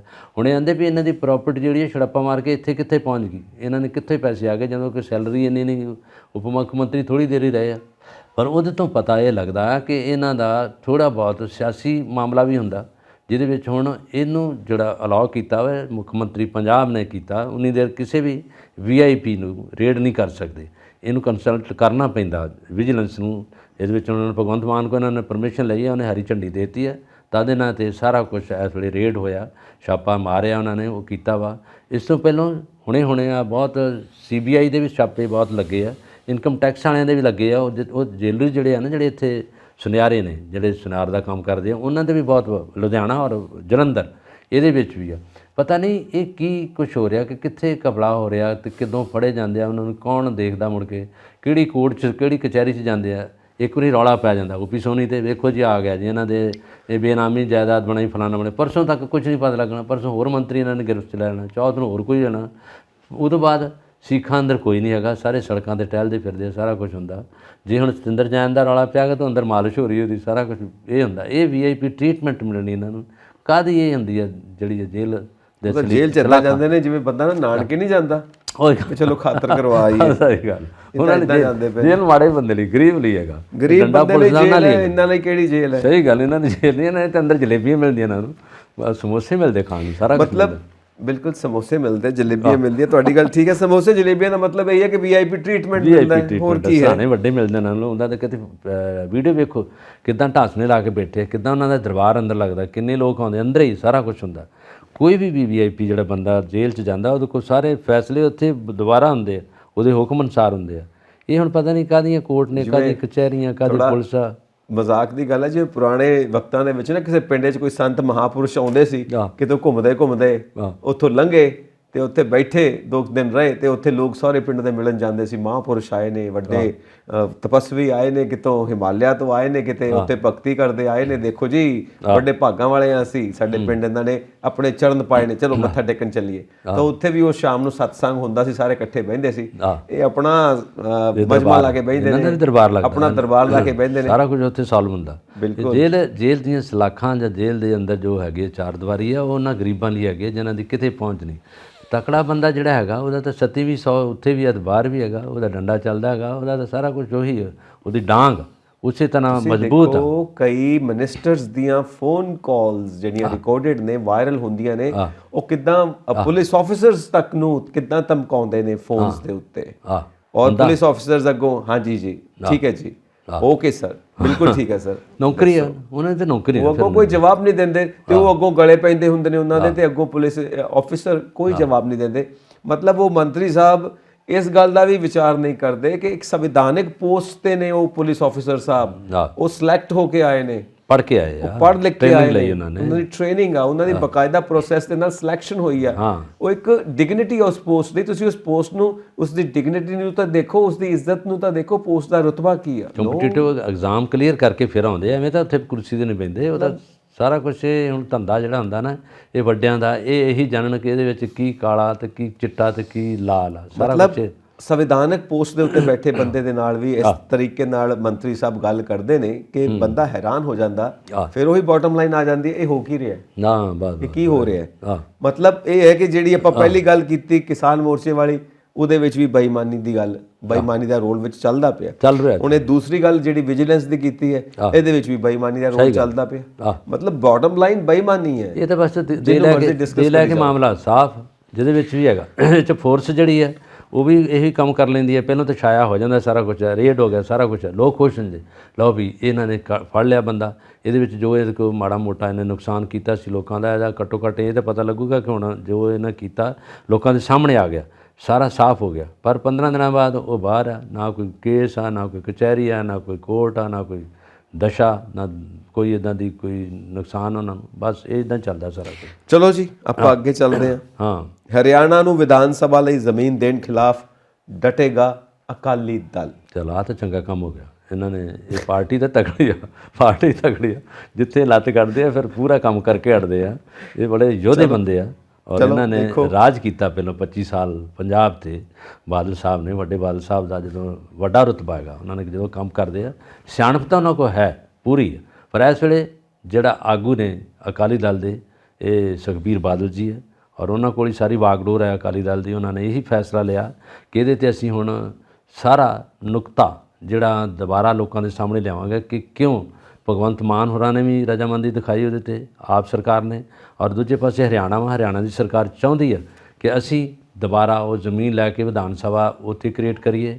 ਅੱਗੇ ਤਾਂ ਸਾਂਝੀ ਹੈਗੀ ਹੈ, ਹਾਈ ਕੋਰਟ ਚੰਡੀਗੜ੍ਹ ਦੀ ਅਤੇ ਪੰਜਾਬ ਦੀ ਇਕੱਠੀ ਹੈਗੀ ਹੈ, ਉੱਥੇ ਤਾਂ ਇਹਨਾਂ ਦਾ ਗੁਜ਼ਾਰਾ ਨਹੀਂ ਹੁੰਦਾ। ਹੁਣ ਲੱਗਦਾ ਇਹਨਾਂ ਨੂੰ ਕੋਈ ਵੱਡੀ ਇਮਾਰਤ ਚਾਹੀਦੀ ਹੈ, ਕਿਉਂਕਿ ਇਹਨਾਂ ਕੋਈ ਵੱਡੇ ਕਾਨੂੰਨ ਬਣਾਉਣੇ ਹੋਣਗੇ, ਵਿਧਾਨ ਸਭਾ ਵੱਖਰੀ ਚਾਹੀਦੀ ਹੈ। ਪੰਜਾਬ ਕੋਲ ਇੰਨਾ ਹੀ ਰਹਿ ਗਿਆ ਜਿਹੜਾ ਪਹਿਲਾ ਦਾਇਰਾ ਸੀਗਾ ਸਾਰਾ ਕੁਝ। ਨੰਬਰ 2 'ਤੇ ਇਹਨਾਂ ਨੇ, ਤੁਸੀਂ ਇੱਕ ਦਿਨ ਆਪਾਂ ਗੱਲ ਕੀਤੀ, ਜਿਹੜੀ ਪੰਜਾਬ ਯੂਨੀਵਰਸਿਟੀ ਹੈ ਵੀ ਕੇਂਦਰ ਨੂੰ ਸੌਂਪ ਦਿੱਤੀ ਹੈ, ਉਹ 'ਚ ਕੇਂਦਰੀਕਰਨ ਹੋ ਗਿਆ ਉਹਦਾ। ਦੂਜੇ ਪਾਸੇ ਜਿਹੜੇ ਪੰਜਾਬ ਤੋਂ ਰਿਕਰੂਟਮੈਂਟ ਕੀਤੀ ਸੀ ਚੰਡੀਗੜ੍ਹ, ਉਹਨਾਂ ਨੂੰ ਸੈਂਟਰ ਗੌਰਮੈਂਟ ਦੀ ਤਰਜ਼ 'ਤੇ ਉਸ ਤਰ੍ਹਾਂ ਦੀ ਅਪਰੂਵਲ ਦੇ ਕੇ ਉਹਨਾਂ ਦੇ ਡੀਏ ਉਸੇ ਤਰ੍ਹਾਂ ਮਿਲੂਗਾ, ਸੈਲਰੀ ਉੱਦਾਂ ਦੀ ਮਿਲੂਗੀ, ਅਕੋਮੋਡੇਸ਼ਨ ਉੱਦਾਂ ਦੀ ਮਿਲੂਗੀ, ਉਹਨਾਂ ਨੂੰ as a government centre government employee treatment ਮਿਲ ਗਈ। ਇਹ ਚੀਜ਼ਾਂ ਜਿਹੜੀਆਂ ਹੁਣ ਆਪਣੇ ਆਪ ਇਹਦੇ ਪਿੱਛੇ ਕੌਣ ਕੀ ਕਰਦਾ ਹੈਗਾ, ਜਦੋਂ ਕਿ ਡਬਲ ਇੰਜਨ ਦੀ ਗੱਲ ਹੀ ਹੁੰਦੀ ਹੈ ਜਿਹੜੀ ਆਪਾਂ ਕਰਦੇ ਹਾਂ। ਜਦੋਂ ਸੈਂਟਰ 'ਚ ਉਹਨਾਂ ਦੀ ਵੱਡੀ ਸਰਕਾਰ ਬੈਠੀ ਹੈ ਤਾਂ ਇਹ ਫਾਇਦਾ ਹਰਿਆਣੇ ਨੂੰ ਹੋਊਗਾ। ਪਰ ਜਿਹਦੇ ਲਈ ਇਸ ਵੇਲੇ ਜਿਹੜੀ ਇਹ ਆਵਾਜ਼ ਬੁਲੰਦ ਕੀਤੀ ਆ ਅਕਾਲੀ ਦਲ ਨੇ, ਬੜੀ ਪ੍ਰਸ਼ੰਸਾਯੋਗ ਗੱਲ ਹੈਗੀ ਆ। ਲੋਕ ਇਹਦੇ 'ਤੇ ਬੜੀ ਪ੍ਰਸ਼ੰਸਾ ਕਰਨਗੇ, ਤਾਰੀਫ ਕਰਨਗੇ ਕਿ ਬਾਕੀ ਵਿਰੋਧੀ ਪਾਰਟੀਆਂ ਨੂੰ, ਕਾਂਗਰਸ ਨੂੰ ਵੀ ਇਹ 'ਚ ਸ਼ਾਮਲ ਹੋਣਾ ਚਾਹੀਦਾ ਵਾ, ਤਾਂ ਕਿ ਇਹਨੂੰ ਯੂਨਾਈਟਲੀ ਇਹ ਕੰਮ ਨੂੰ ਰੋਕਿਆ ਜਾਵੇ। ਨਹੀਂ ਤਾਂ ਫਿਰ ਇਹ ਸਾਰਾ ਕੁਝ ਹਵਾਲੇ ਹੋ ਜਾਊਗਾ ਹਰਿਆਣੇ ਦੇ। ਪੰਜਾਬ ਫਿਰ ਖਾਲੀ ਹੱਥੀਂ ਗਿੱਧਾ ਪਾਉਂਦਾ ਰਹੂਗਾ ਉੱਥੇ। ਕੱਲ੍ਹ ਪਹਿਲਾਂ ਚੰਡੀਗੜ੍ਹ ਦਾ ਰੱਟਾ ਪਿਆ ਸੀ, ਬੜੀ ਦੇਰ ਰਿਹਾ ਹੈ। ਜਦੋਂ ਲੌਂਗੋਵਾਲ ਰਾਜੀਵ ਸਮਝੌਤਾ ਹੋਇਆ ਸੀਗਾ, ਉਹਦੇ ਵਿੱਚ ਉਹਨਾਂ ਨੇ ਕਿਹਾ ਸੀਗਾ 71 'ਚ ਕਿ ਅਸੀਂ ਇਹ ਮਸਲਾ ਪੰਜਾਬ ਲਈ ਹੈਗਾ, ਪੰਜਾਬ ਦਾ ਇਹ ਹੱਕ ਆ ਚੰਡੀਗੜ੍ਹ, ਕਿਉਂਕਿ ਚੰਡੀਗੜ੍ਹ ਦੇ ਪਿੰਡ ਉਜਾੜ ਕੇ ਚੰਡੀਗੜ੍ਹ ਨੂੰ ਨਵੀਂ ਦਿਸ਼ਾ ਦਿੱਤੀ ਗਈ ਸੀ। ਚੰਡੀਗੜ੍ਹ ਦਾ ਨਿਰਮਾਣ ਪੰਜਾਬ ਦੇ ਪਿੰਡਾਂ ਨਾਲ ਹੋਇਆ ਸੀ, ਹਰਿਆਣਾ ਦਾ ਇੱਕ ਪਿੰਡ ਨਹੀਂ ਸੀ। ਸਾਰਾ ਪੁਆਧ ਖਤਮ ਹੋ ਗਿਆ, ਪੁਆਧੀ ਬੋਲੀ ਬਿਲਕੁਲ ਖਤਮ। ਸਾਰਾ ਪੁਆਧ ਜਿਹੜਾ ਹੈ ਉਹਦੇ ਪਿੰਡਾਂ ਦੇ ਉੱਤੇ ਬਣਿਆ ਸਾਰਾ ਪੁਆਧ ਏਰੀਆ ਸੀਗਾ। ਪੁਆਧ ਏਰੀਆ ਹੈ। ਜਿੱਦਾਂ ਆਪਾਂ ਦੁਆਬਾ ਨੇ ਨਾ, ਦੁਆਬੀ ਬੋਲੀ ਹੈਗੀ ਹੈ, ਜਿੱਦਾਂ ਮਾਲਵਾ ਉਹਦੀ ਮਲਵਈ ਭਾਸ਼ਾ ਹੈਗੀ ਹੈ, ਪੁਆਧ ਦੀ ਆਪਣੀ ਭਾਸ਼ਾ ਹੈਗੀ, ਸਥਾਨਕ ਲੈਂਗੁਏਜ ਜਿਹੜੀ ਹੈਗੀ ਆ, ਉਹ ਖਤਮ ਕਰਕੇ ਉਹ ਹੁਣ ਮਾਡਰਨਾਈਜ਼ ਹੋ ਗਿਆ, ਉਹ ਚੰਡੀਗੜ੍ਹ ਹੋ ਗਿਆ। ਲੂਈ ਕਾਰਬੂਜ਼ਰ ਨੇ ਜਦੋਂ ਬਣਾਤਾ ਉਹ, ਹੁਣ ਉਹ ਪਤਾ ਕਿ ਕਿਹੜੀ ਸਿਟੀ ਬਣ ਗਈ, ਉਹ ਤਾਂ ਬਣ ਗਈ ਇਸ ਵੇਲੇ ਇੰਗਲੈਂਡ ਵਰਗੀ। ਉੱਥੇ ਪਿੰਡ ਦਾ ਤਾਂ ਕੋਈ ਨਾਂ ਨਿਸ਼ਾਨ ਨਹੀਂ ਰਿਹਾ। ਇੰਦਰਾ ਗਾਂਧੀ ਜਦੋਂ ਆਈ ਸੀ, ਉਹਨੇ ਕੁਝ ਪਿੰਡਾਂ ਨੂੰ ਕਹਿਤਾ ਕਿ ਇਹਨਾਂ ਨੂੰ ਜਾੜੋ ਨਾ, ਜਿੱਥੇ ਤੁਸੀਂ ਐਕਸਟੈਂਸ਼ਨ ਲੈਣੀ ਇਹਨੂੰ, ਉਹਨਾਂ ਨੂੰ ਉੱਦਾਂ ਚੰਡੀਗੜ੍ਹ ਨੂੰ ਵਧਾ ਦਿਓ। ਕੁਝ ਏਰੀਆ 43 ਸੈਕਟਰ ਤੋਂ ਦੂਜੇ ਵਾਲੇ ਪਿੰਡ ਅਜੇ ਹੈਗੇ ਉੱਥੇ ਪੁਰਾਣੇ। ਚਲੋ ਦੇਖੋ ਅਕਾਲੀ ਦਲ ਆਪਣੀ ਸਾਖ ਮੁੜ ਤੋਂ ਸਥਾਪਿਤ ਕਰ ਸਕਦਾ ਕਿ ਨਹੀਂ। ਇੱਕ ਮੁੱਦਾ ਮਿਲਿਆ ਹੈ ਅਕਾਲੀ ਦਲ ਨੂੰ, ਔਰ ਇਸ ਮੁੱਦੇ ਨੂੰ ਲੈ ਕੇ ਕਿੱਦਾਂ ਅੱਗੇ ਵੱਧ ਸਕਦੇ ਨੇ, ਔਰ ਮੁੜ ਤੋਂ ਜਿਹੜੀ ਸ਼ੁਰੂ ਤੋਂ ਰਿਵਾਇਤ ਹੈ ਮੋਰਚਾ ਲਾਉਣ ਦੀ ਅਕਾਲੀ ਦਲ ਦੀ, ਜੋ ਸ਼ੁਰੂ ਤੋਂ ਪਰੰਪਰਾ ਚੱਲੀ ਆ ਰਹੀ ਹੈ, ਉਸ ਦੇ ਉੱਤੇ ਕਿੰਨਾ ਖਰਾ ਉਤਰਦੇ ਨੇ। ਕਿਉਂਕਿ ਬੀਬੀ ਜਗੀਰ ਕੌਰ ਕਹਿ ਰਹੇ ਨੇ ਕਿ ਜਦੋਂ ਤੱਕ ਬਾਦਲ ਪਰਿਵਾਰ ਤੋਂ ਮੈਂ ਅਕਾਲੀ ਦਲ ਨੂੰ ਮੁਕਤ ਨਹੀਂ ਕਰਵਾ ਲਾਂਗੀ, ਉਦੋਂ ਤੱਕ ਮੈਂ ਚੈਨ ਨਾਲ ਨਹੀਂ ਬੈਠਾਂਗੀ, ਮੈਂ ਕੋਸ਼ਿਸ਼ ਕਰਦੀ ਰਹਾਂਗੀ। ਔਰ ਅਕਾਲੀ ਦਲ ਨੂੰ ਫਿਰ ਤੋਂ ਮਜ਼ਬੂਤ ਮੈਂ ਬਣਾਉਣਾ ਚਾਹੁੰਦੀ ਹਾਂ, ਕਿਉਂਕਿ ਇਹਨਾਂ ਨੇ ਬਾਦਲ ਪਰਿਵਾਰ ਦੇ ਅਕਾਲੀ ਦਲ ਨੂੰ ਪ੍ਰਾਈਵੇਟ ਲਿਮਿਟਿਡ ਕੰਪਨੀ ਬਣਾ ਦਿੱਤਾ ਹੈ, ਬੀਬੀ ਜਗੀਰ ਕੌਰ ਕਹਿ ਰਹੇ ਨੇ। ਪਰ ਉਹਨਾਂ ਦੀ ਪਹਿਲੀ ਕੋਸ਼ਿਸ਼ ਤਾਂ ਫੇਲ ਹੋ ਗਈ। ਉਹਨਾਂ ਨੇ ਪਹਿਲੀ ਕੀਤੀ ਬਗਾਵਤ ਕਰਕੇ ਆਪਣੀ ਉਹਨਾਂ ਪ੍ਰਧਾਨਗੀ ਲਈ ਚੋਣ ਕੀਤੀ, ਉਹਦੇ ਚੋਣ 'ਚ ਲੋਕਾਂ ਨਹੀਂ ਮੰਨਿਆ ਉਹਨੂੰ। ਕਿਉਂਕਿ ਇਹ ਵੀ ਗੱਲ ਕਹਿੰਦੇ ਲੋਕ ਕਿ 2-4 ਬੰਦੇ ਨਾਲੇ ਦੁਆਲੇ ਘੁੰਮਣ। ਜੇਕਰ ਬੀਬੀ ਇੱਕ ਪਾਸੇ ਆ ਗਈ ਤਾਂ ਦੂਜਾ ਗਰੁੱਪ ਆ ਗਿਆ। ਬੀਬੀ ਪਹਿਲੋਂ ਇਹਨਾਂ ਨਾਲ ਹੀ ਰਹੀ ਹੈ, ਇਹਨਾਂ ਦੀਆਂ ਉਪਾਧੀਆਂ ਲਈਆਂ ਨੇ, ਪਦਵੀਆਂ ਲਈਆਂ ਇਹਨਾਂ ਨੇ, ਜਥੇਦਾਰੀ ਸੰਭਾਲੀ ਇਹਨੇ। ਔਰ ਉਹ ਗੁਰਚਰਨ ਸਿੰਘ ਟੌੜਾ ਹੋਰੀ ਉਦੋਂ ਨਾਰਾਜ਼ ਹੋ ਗਏ ਸੀ ਬਾਦਲ ਸਾਹਿਬ ਨਾਲ ਕਿ ਇਹਨੂੰ ਬੀਬੀ ਨੂੰ ਤੁਸੀਂ ਲੈਂਦਾ ਤਾਂ ਮੈਨੂੰ ਕਿਸ ਪਾਸੇ ਲਾਇਆ। 25 ਸਾਲ ਉਹ ਵੀ ਜਥੇਦਾਰੀ ਉਹਨਾਂ ਨੇ ਨਿਭਾਈ ਆ। ਤਲਵੰਡੀ ਸਾਹਿਬ ਜਗਦੇਵ ਸਿੰਘ ਤਲਵੰਡੀ, ਜੇ ਆਪਾਂ ਗੱਲ ਕਰੀਏ ਹਿਸਟਰੀ ਦੀ, ਉਹ ਵੀ ਇਹਨਾਂ ਨਾਲ ਨਾਰਾਜ਼ ਹੋ ਗਏ ਸੀਗੇ, ਉਹ ਵੀ ਜਥੇਦਾਰ ਰਹੇ ਆ, ਉਹਨਾਂ ਨੂੰ ਕੱਢ ਦਿੱਤਾ ਉਦੋਂ ਬਾਅਦ ਜਥੇਦਾਰੀ ਤੋਂ। ਔਰ ਕੁਲਦੀਪ ਸਿੰਘ ਵਡਾਲਾ ਇਹਨਾਂ ਨਾਲ ਦੂਰ ਹੋ ਗਏ, ਔਰ ਉਦੋਂ ਬਾਅਦ ਬਰਨਾਲਾ ਸਾਹਿਬ ਉਹ ਵੀ ਦੂਰ ਹੋ ਗਏ। ਔਰ ਜਿੰਨੇ ਵੀ ਵੱਡੇ ਹੈਗੇ ਸੀ ਇਹਨਾਂ ਦੇ ਜਥੇਦਾਰ, ਉਹ ਇਹਨਾਂ ਦੇ ਗਰੁੱਪ ਤੋਂ ਪਾਸੇ ਹੋ ਕੇ ਹੁਣ ਬੀਬੀ ਨੇ ਵੀ ਇਹੋ ਕੰਮ ਕਰ ਲਿਆ। ਇਸੇ ਕਰਕੇ ਜੇ ਇਹ ਸਾਰਾ ਕੁਝ ਹੋ ਜਾਊਗਾ। ਹੁਣ ਚੰਦੂਮਾਜਰਾ ਸਾਹਿਬ ਇਹਨਾਂ ਨਾਲ ਨੇ, ਉਹ ਤਾਂ ਇੱਥੇ ਨਾਲ ਨੇ। ਢੀਂਡਸਾ ਸਾਹਿਬ ਵੱਖਰੇ ਆ, ਔਰ ਉਹਦੇ 'ਚ ਢੀਂਡਸਾ ਸਾਹਿਬ ਦੇ ਨਾਲ ਰਣਜੀਤ ਸਿੰਘ ਬ੍ਰਹਮਪੁਰਾ, ਬਹੁਤ ਵੱਡੇ ਜਿਹੜੇ ਇੱਥੋਂ ਦੇ ਇਹਨਾਂ ਦੇ ਨੇਤਾ ਨੇ, ਉਹ ਦੂਰ ਹੋ ਗਏ। ਇਹਦੇ ਨਾਲ ਪਾਰਟੀ ਤਾਂ ਥੋੜ੍ਹਾ ਜਿਹਾ ਵਿੱਚੋਂ ਡਾਊਨ ਹੁੰਦੀ ਆ, ਉਹਦੇ ਵਿੱਚ ਡਾਊਨਫਾਲ ਪਾਰਟੀ ਦਾ ਹੋ ਰਿਹਾ, ਇਹਦੇ ਨਾਲ ਮਾੜਾ ਹੁੰਦਾ। ਬਲਕਾਰ ਜੀ, ਸਾਡੇ ਬਜ਼ੁਰਗ ਹਮੇਸ਼ਾ ਇਹ ਗੱਲ ਕਰਦੇ ਰਹੇ ਨੇ ਕਿ ਜਿਹਨੇ ਕੰਮ ਕਰਨਾ ਹੁੰਦਾ ਨਾ, ਉਹ ਕੰਮ ਕਰਦਾ ਹੈ। ਉਹਨੂੰ ਅਹੁਦਿਆਂ ਨਾਲ ਕੋਈ ਲੈਣਾ ਦੇਣਾ ਨਹੀਂ ਹੁੰਦਾ, ਉਹਨੂੰ ਕੁਰਸੀ ਨਾਲ ਕੋਈ ਲੈਣਾ ਦੇਣਾ ਨਹੀਂ ਹੁੰਦਾ, ਉਹਨੂੰ ਕੰਮ ਨਾਲ ਹੀ ਸਾਰਾ ਭਾਅ ਹੁੰਦਾ। ਉਹ ਕੰਮ ਕੰਮ ਕੰਮ ਕੰਮ ਸਾਰਾ ਦਿਨ ਕੰਮ ਹੀ ਕਰਦਾ ਰਹਿੰਦਾ। ਤਾਂ ਇੱਥੇ ਹੁਣ ਜਿਹੜੇ ਕੁਰਸੀਆਂ ਵਾਸਤੇ ਟਕਰਾਅ ਹੁੰਦੇ ਨੇ, ਅਹੁਦਿਆਂ ਵਾਸਤੇ ਟਕਰਾਅ ਹੁੰਦੇ ਨੇ, ਇਹ ਕੰਮ ਨੂੰ ਲੈ ਕੇ ਕਿੰਨੇ ਕੁ ਸਿੰਸੀਅਰ ਨੇ ਇਹ ਪਤਾ ਨਹੀਂ। ਪਰ ਕੰਮ ਕਰਨ ਵਾਲੇ ਜਿਹੜੇ ਨੇ ਉਹ ਆਪਣੇ ਕੰਮਾਂ 'ਚ ਹੀ ਲੱਗੇ ਰਹਿੰਦੇ ਨੇ। ਉਹਨਾਂ ਨੂੰ ਕੰਮਾਂ ਤੋਂ ਹੀ ਵਿਹਲ ਨਹੀਂ ਹੁੰਦਾ, ਉਹਨਾਂ ਦਾ ਧਿਆਨ ਹੀ ਨਹੀਂ ਹੁੰਦਾ ਕੁਰਸੀਆਂ ਵੱਲ, ਉਹਨਾਂ ਦਾ ਧਿਆਨ ਹੀ ਨਹੀਂ ਹੁੰਦਾ ਅਹੁਦਿਆਂ ਵੱਲ। ਉਹਨਾਂ ਦਾ ਧਿਆਨ ਹੁੰਦਾ ਹੋਰ ਬਿਹਤਰ ਕੰਮ ਕਿਵੇਂ ਕਰਨਾ, ਹੋਰ ਬਿਹਤਰ ਕੰਮ ਕਿਵੇਂ ਕਰਨਾ। ਸੋ ਇਹ ਸਾਰੇ ਜਾਣਦੇ ਆ ਕਿ ਜੇ ਦੇਸ਼ ਵਾਸਤੇ ਕੰਮ ਕਰਨਾ, ਕੌਮ ਵਾਸਤੇ ਕੰਮ ਕਰਨਾ, ਸਮਾਜ ਵਾਸਤੇ ਕੰਮ ਕਰਨਾ, ਤਾਂ ਬਈ ਕੰਮ ਕਰੋ। ਇਹ ਅਹੁਦਿਆਂ ਦੇ ਪਿੱਛੇ ਤੇ ਇਹ ਅਹੁਦੇਦਾਰੀਆਂ ਤੇ ਇਹ ਕੁਰਸੀਆਂ ਦੇ ਪਿੱਛੇ ਭੱਜਣਾ ਛੱਡ ਦਿਓ। ਇਹ ਸਿਆਸਤ ਹੈ।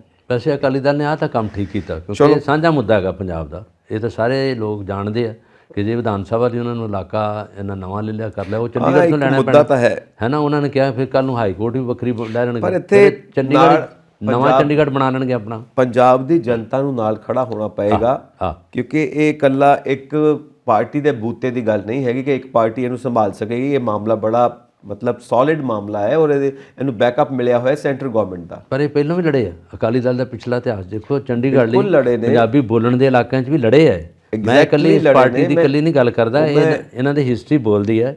ਇਹਨਾਂ ਨੇ ਜੇਲ੍ਹਾਂ 'ਚ ਗਏ ਆ, ਇਹਨਾਂ ਨੇ ਇੱਕ ਲਹਿਰ ਵੀ ਚਲਾਈ ਸੀ ਉਹਦੇ ਵਿੱਚ ਪੰਜਾਬੀ ਸਪੀਕਿੰਗ ਏਰੀਆ ਦੇ ਲਈ ਨਾ, ਇਹਨਾਂ ਨੇ ਬੜਾ ਜਦੋਜਹਿਦ ਕੀਤੀ ਹੈ, ਜੇਲ੍ਹਾਂ 'ਚ ਰਹੇ ਆ। ਮੈਂ ਐਗਜ਼ੈਕਟਲੀ ਮੈਂ ਉਹ ਗੱਲ ਕਰ ਚੁੱਕਾ ਕਿ ਉਹਨਾਂ ਨੇ ਕੀਤਾ, ਪਰ ਅੱਜ ਦਾ ਜੋ ਮਾਹੌਲ ਹੈ ਨਾ, ਅੱਜ ਸੋਸ਼ਲ ਮੀਡੀਆ ਦਾ ਯੁੱਗ ਹੈ, ਅੱਜ ਦਾ ਜੋ ਮਾਹੌਲ ਬਣਿਆ ਹੋਇਆ ਹੈ, ਅੱਜ ਦੇ ਮਾਹੌਲ ਦੇ ਮੁਤਾਬਿਕ ਸਾਨੂੰ ਸਭ ਨੂੰ ਮਿਲਣਾ ਪਏਗਾ। ਉਹਦਾ ਕਾਰਨ ਇੱਕ ਹੋਰ ਵੀ ਹੈ ਕਿ ਪੰਜਾਬ ਦੀ ਨੌਜਵਾਨ ਪੀੜ੍ਹੀ ਉਦੋਂ ਪੰਜਾਬ ਦੇ ਵਿੱਚ ਸੀ, ਹੁਣ ਪ੍ਰਵਾਸੀ ਬਣ ਚੁੱਕੇ ਨੇ, ਬਾਹਰ ਜਾ ਚੁੱਕੇ ਨੇ। ਸਹੀ ਗੱਲ, ਪੰਜਾਬੀ ਦੇ ਮੁੰਡੇ ਤਾਂ ਹੈ ਹੀ ਨਹੀਂ ਇੱਥੇ, ਇਸ ਕਰਕੇ ਉਹ ਬਾਹਰੋਂ ਲੜ ਸਕਦੇ ਆ, ਬੜਾ ਕੁਛ ਫੰਡਿੰਗ ਦੇ ਸਕਦੇ ਆ ਜੇ ਯੂਨਾਈਟ, ਜਿੱਦਾਂ ਤੁਸੀਂ ਕਿਹਾ ਸਾਰੇ ਯੂਨਾਈਟ ਹੋਣ, ਪ੍ਰਵਾਸੀ ਭਾਰਤੀ ਇਕੱਠੇ ਹੋ ਜਾਣ, ਯੂਥ ਵੱਖਰੇ ਹੋ ਜਾਣ, ਨਾਲ ਯੂਨਾਈਟ ਪਾਰਟੀਆਂ ਸਾਰੀਆਂ ਇਕੱਠੀਆਂ ਜਿਹੜੀਆਂ ਪੰਜਾਬ ਦੀਆਂ ਖੇਤਰੀ ਪਾਰਟੀਆਂ।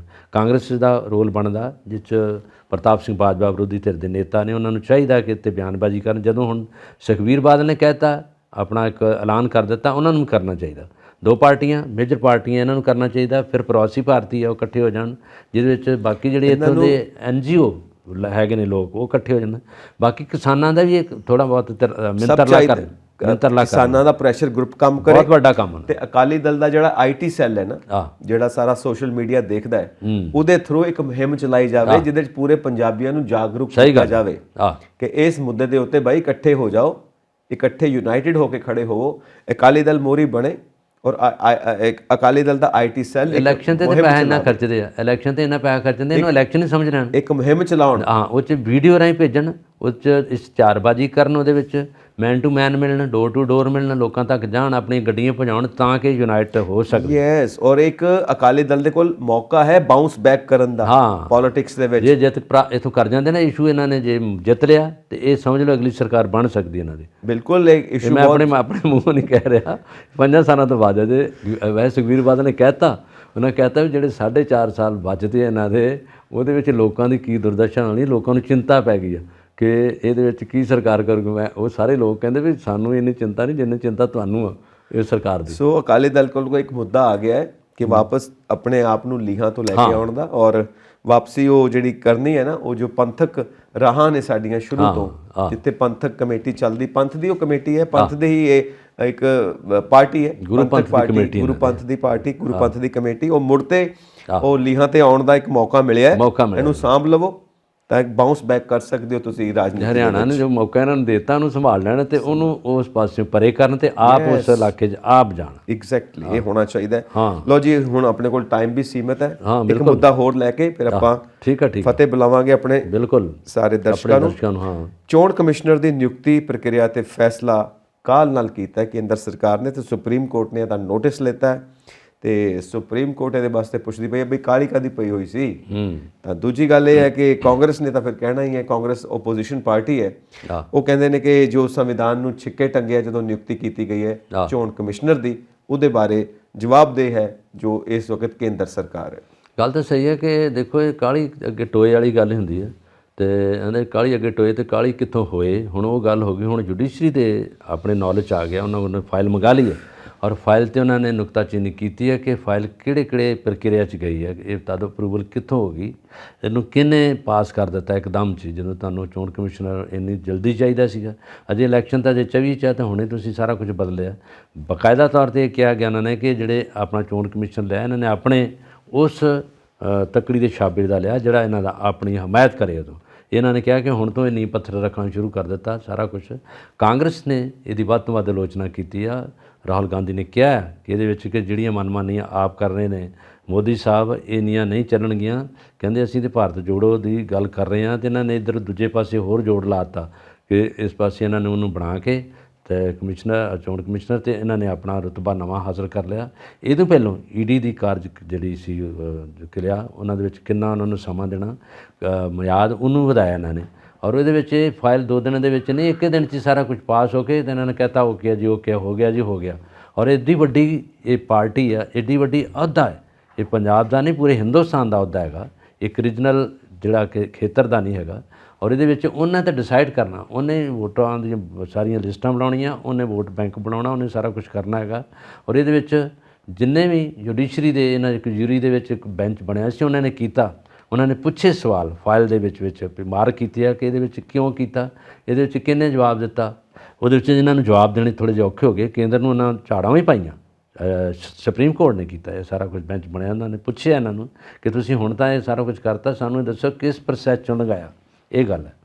ਗੱਲ ਇਹ ਹੈ ਕਿ ਸੁਪਰੀਮ ਕੋਰਟ ਨੇ ਇਹ ਵੀ ਗੱਲ ਕਹੀ ਕਿ ਸਾਨੂੰ ਇਦਾਂ ਦਾ ਚੋਣ ਕਮਿਸ਼ਨਰ ਚਾਹੀਦਾ ਭਾਰਤ ਦੇ ਵਿੱਚ ਜਿਵੇਂ TN ਸੈਸ਼ਨ ਸੀਗੇ, TN ਸੈਸ਼ਨ ਵਰਗੇ, ਹਾਂ, ਕਿਉਂਕਿ ਜੇ ਕਿਤੇ ਲੋੜ ਪਵੇ, ਜਿੱਥੇ ਉਹਨਾਂ ਨੂੰ ਮਹਿਸੂਸ ਹੋਵੇ MS ਗਿੱਲ ਤਰਨਤਾਰਨ ਤੋਂ, ਉਹ ਵੀ ਰਹੇ, ਜਿੱਥੇ ਇਹ ਮਹਿਸੂਸ ਹੋਵੇ ਕਿ ਵੱਡੇ ਤੇ ਵੱਡੇ ਅਹੁਦੇ ਤੇ ਬੈਠੇ ਹੋਏ ਕਿਸੇ ਆਫੀਸਰ ਨੂੰ ਜਾਂ ਵੱਡੇ ਤੇ ਵੱਡੇ ਅਹੁਦੇ ਤੇ ਬੈਠੇ ਕਿਸੇ ਮੰਤਰੀ ਨੂੰ, ਇੱਥੋਂ ਤੱਕ ਕਿ ਪ੍ਰਾਈਮ ਮਿਨਿਸਟਰ ਨੂੰ ਵੀ ਜੇ ਕਿਤੇ ਉਹ ਦੇਖਣ ਕਿ ਉਹਨਾਂ ਨੂੰ ਵੀ ਕੁਝ ਗੱਲਾਂ ਸਮਝਾਉਣ ਦੀ ਜਾਂ ਕਿਤੋਂ ਕੋਈ ਨੋਟਿਸ ਭੇਜਣ ਦੀ ਜਾਂ ਕਿਤੋਂ ਕੋਈ ਆਰਡਰਸ ਕਰਨ ਦੀ ਜ਼ਰੂਰਤ ਹੈ, ਤਾਂ according to the constitution of India, Bharat ਦੇ ਸੰਵਿਧਾਨ ਦੇ ਮੁਤਾਬਿਕ ਉਹਨਾਂ ਨਾਲ ਗੱਲਬਾਤ ਕਰ ਸਕਣ, ਕੋਰਸਪੋਂਡੈਂਸ ਕਰ ਸਕਣ ਔਰ ਇੱਕ ਗਟਸ ਦੇ ਨਾਲ ਉਸ ਗੱਲ ਨੂੰ ਸਾਹਮਣੇ ਰੱਖ ਸਕਣ ਕਿ ਭਾਰਤ ਦਾ ਸੰਵਿਧਾਨ ਕੀ ਕਹਿੰਦਾ ਤੇ ਤੁਹਾਨੂੰ ਇਹਦੇ ਮੁਤਾਬਿਕ ਹੀ ਕੰਮ ਕਰਨਾ ਚਾਹੀਦਾ। ਜਿਸ ਤਰ੍ਹਾਂ TN ਸੈਸ਼ਨ ਹਮੇਸ਼ਾ ਸਟ੍ਰਿਕਟ ਰਹਿੰਦੇ ਸੀ, ਇਦਾਂ ਦਾ ਸਟ੍ਰਿਕਟ ਚੋਣ ਕਮਿਸ਼ਨਰ ਸਾਨੂੰ ਚਾਹੀਦਾ। ਜਿਹੜੀ ਰਾਹੁਲ ਗਾਂਧੀ ਨੇ ਗੱਲ ਕੀਤੀ ਕਿ ਸਾਰੀ ਪ੍ਰਕਿਰਿਆ ਨੂੰ ਜਿਹੜਾ ਮੋਦੀ ਸਰਕਾਰ ਨੇ ਸੰਵਿਧਾਨ ਨੂੰ ਸਿੱਕੇ ਟੰਗ ਕੇ ਇਹ ਡਿਸੀਜਨ ਲਿਆ ਗਿਆ, ਉਹਨਾਂ ਨੇ ਕਿਹਾ ਸੰਵਿਧਾਨ ਦੇ ਅਕੋਰਡਿੰਗ ਨਹੀਂ ਕੀਤਾ ਇਹਨਾਂ ਨੇ ਕੰਮ, ਉਹਦੇ ਉਲਟ ਕਰ ਦਿੱਤਾ। ਤਦ ਇਹ ਸੁਪਰੀਮ ਕੋਰਟ ਨੇ ਇਹਦੇ ਤੇ ਆਲੋਚਨਾ ਕੀਤੀ ਹੈ। ਉਹਨਾਂ ਨੇ ਕਿਹਾ ਕਿ ਅਸੀਂ ਇਹਦੀ ਐਲੀਜੀਬਿਲਿਟੀ ਤੇ ਨਹੀਂ ਰੌਲਾ ਪਾ ਰਹੇ। ਇੱਕ ਕਹਿ ਦਿੱਤਾ ਉਹਨਾਂ ਨੇ ਕਿ ਜਿਹੜੇ ਗੋਇਲ ਸਾਹਿਬ ਬਣੇ ਨੇ, ਅਰੁਣ ਗੋਇਲ ਜੀ ਬਣਾਏ ਗਏ ਆ, ਸਾਨੂੰ ਉਹਨਾਂ ਦੀ ਐਲੀਜੀਬਿਲਿਟੀ ਤੇ ਉਹਦੀ ਕੁਆਲੀਫਿਕੇਸ਼ਨ ਤੇ ਨਹੀਂ ਪਤਾ, ਪਰ ਜਿੱਥੇ 40 ਲੋਕ ਸੀਗੇ ਲਿਸਟ ਦੇ ਵਿੱਚ IS 84 ਦੇ ਕੈਡਰ ਦੇ, 40 ਚੋਂ ਬਾਕੀ ਜਿਹੜੇ ਬਚ ਗਏ 4 ਕੱਢ ਲਏ, ਉਹਨਾਂ ਚੋਂ 36 ਸਾਈਡ ਤੇ ਲਾਤੇ। 4 ਦੇ ਵਿੱਚੋਂ ਅਰੁਣ ਗੋਇਲ ਨੂੰ ਚੁਗ ਲਿਆ, ਬਾਕੀ 3 ਫਿਰ ਨੁਕਰੇ ਲਾਤੇ। ਉਹ ਕਹਿੰਦੇ ਉਹਨਾਂ ਨੂੰ ਕਿਉਂ ਸਾਈਡ ਤੇ ਲਾਤਾ, ਉਹ ਵੀ ਕੁਆਲੀਫਾਈਡ ਆ, IS ਆ, ਐਕਸਪੀਰੀਅੰਸ ਵਾਲੇ ਵੀ ਲੋਕ ਹੈਗੇ ਆ, ਉਹਨਾਂ ਨੂੰ ਤੁਸੀਂ ਇੱਕ ਨੁਕਰੇ ਲਾਤਾ, ਇਹਨਾਂ ਨੂੰ ਚੁਣ ਕੇ ਦੂਜੇ ਪਾਸੇ ਲਾਤਾ, ਉਹ ਵੀ ਕੁਆਲੀਫਾਈਡ ਆ। ਇਹ ਕਿਸ ਪ੍ਰਕਿਰਿਆ 'ਚ ਲੈਂਦਾ, ਇਸ ਕਰਕੇ ਇਸ ਵੇਲੇ ਉਹਨਾਂ ਨੇ ਸਟੇ ਲੈ ਕੇ ਇਹਨੂੰ ਮਾਮਲੇ ਨੂੰ ਰੋਕ ਦਿੱਤਾ। ਇਸ ਵੇਲੇ ਇਸ ਤੋਂ ਅੱਗੇ ਰੋਕਿਆ ਗਿਆ ਮਾਮਲਾ, ਜੁਡੀਸ਼ਰੀ ਨੇ, ਸੁਪਰੀਮ ਕੋਰਟ ਨੇ, ਜਿਹੜੀ ਸਰਵਉੱਚ ਅਦਾਲਤ ਹੈ ਹਿੰਦੁਸਤਾਨ ਦੀ, ਉਹਨੇ ਰੋਕਿਆ ਇਹਨੂੰ। ਹਾਂ, ਚਲੋ ਹੁਣ ਆਪਾਂ ਆਪਣੀ ਗੱਲਬਾਤ ਇੱਥੇ ਹੀ ਰੋਕਦੇ ਹਾਂ। ਜੀ ਆਪਾਂ ਵੀ ਰੋਕੀ ਆਪਣੀ ਗੱਲ। ਦਰਸ਼ਕਾਂ ਨੂੰ ਫਤਿਹ ਬੁਲਾਉਂਦੇ ਹਾਂ ਤੇ ਨਾਲ ਇੱਕ ਗੁਜ਼ਾਰਿਸ਼ ਹੈ ਜੀ ਕਿ ਆਪਣੇ ਵਿਚਾਰ ਸਾਨੂੰ ਇਨਬਾਕਸ ਕਰੋ ਤੇ ਸਾਡਾ ਚੈਨਲ ਪੰਜਾਬ ਮੇਲ USA TV ਸਬਸਕ੍ਰਾਈਬ ਕਰੋ। ਸਤਿ ਸ਼੍ਰੀ ਅਕਾਲ।